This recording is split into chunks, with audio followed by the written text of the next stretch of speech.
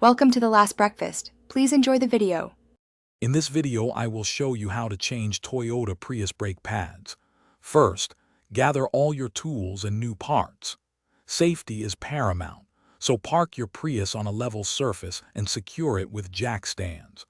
Always disconnect the 12-volt battery to prevent any unexpected electrical issues during the process.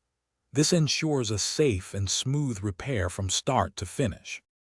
Once your Prius is safely supported, you can begin by loosening the lug nuts on the wheel you're working on.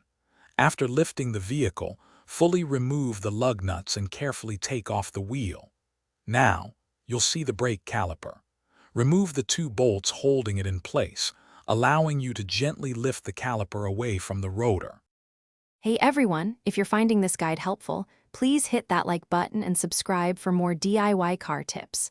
On another note, if you're looking to change how you think about money, I highly recommend The Simple Path to Wealth *. It's a fantastic book that can truly change your financial perspective. You can find the link to the book and other great deals in the description below. Now, let's get back to the video. With the caliper out of the way, you can easily remove the old brake pads from their bracket.